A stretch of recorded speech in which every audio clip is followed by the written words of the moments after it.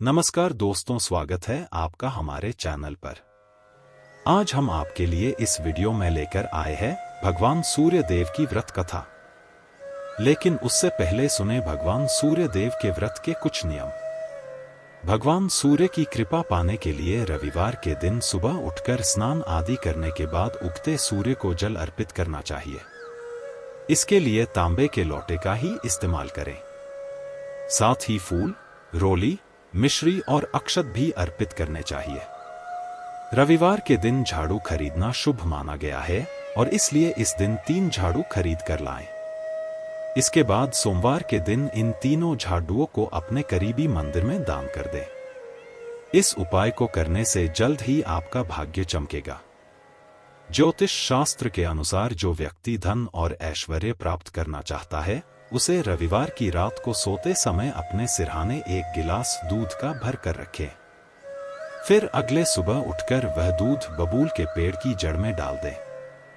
मनोकामना पूर्ति के लिए रविवार के दिन बरगद के पेड़ से टूटा हुआ पत्ता लेकर आएं और पत्ते पर अपनी मनोकामना लिखें। इसके बाद पत्ते को बहते जल में प्रवाहित करें। जीवन में सुख, समृद्धि और यश पाना चाहते हैं तो रविवार के दिन पीपल के पेड़ के नीचे आटे से बना और सरसों के तेल का चौमुखी दीपक जलाएं। इससे आपको जल्द ही लाभ मिलता है। अब सुनते हैं भगवान सूर्य देव की कथा। पौराणिक कथा के अनुसार प्राचीन काल में एक बुढ़िया रहती थी। वह नियमित रूप से रविवार का व्रत करती।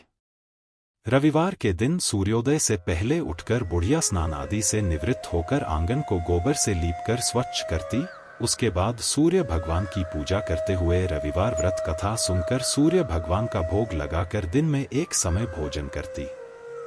सूर्य भगवान की अनुकंपा से बुढ़िया को किसी प्रकार की चिंता एवं कष्ट नहीं था। धीरे धीरे उसका घर धनधान्य से भर रहा था।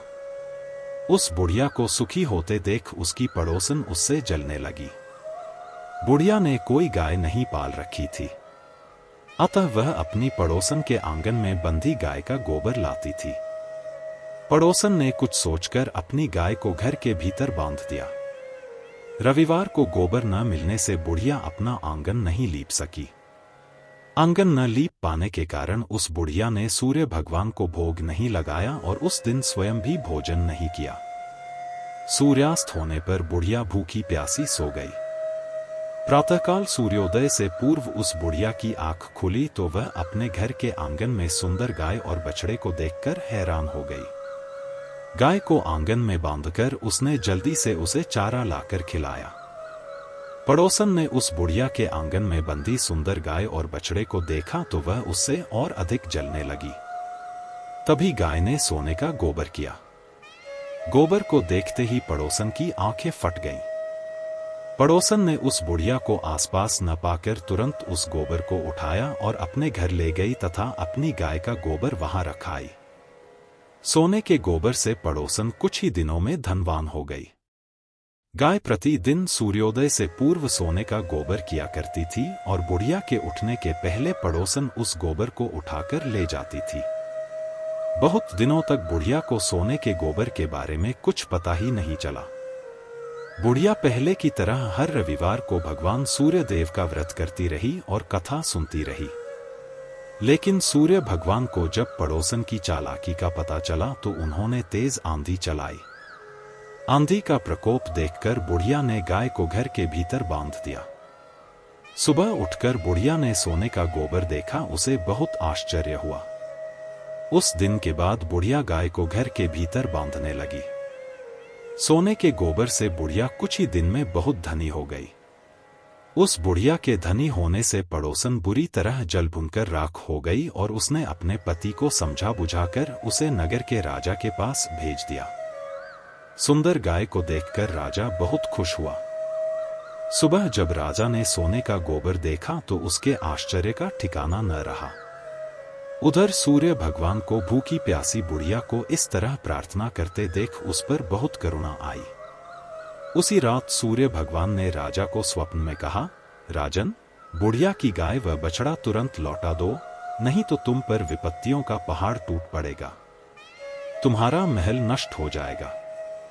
सूर्य भगवान के स्वप्न से बुरी तरह भयभीत राजा ने प्रातः उठते ही गाय और बछड़ा बुढ़िया को लौटा दिया। राजा ने बहुत सा धन देकर बुढ़िया से अपनी गलती के लिए क्षमा मांगी। राजा ने पड़ोसन और उसके पति को उनकी इस दुष्टता के लिए दंड दिया। फिर राजा ने पूरे राज्य में घोषणा कराई कि सभी स्त्री पुरुष रविवार का व्रत किया करें। रविवार का व्रत करने से सभी लोगों के घर धन धान्य से भर गए। राजतय में चारों ओर खुशहाली छा गई। स्त्री पुरुष सुखी जीवन यापन करने लगे तथा सभी लोगों के शारीरिक कष्ट भी दूर हो गए।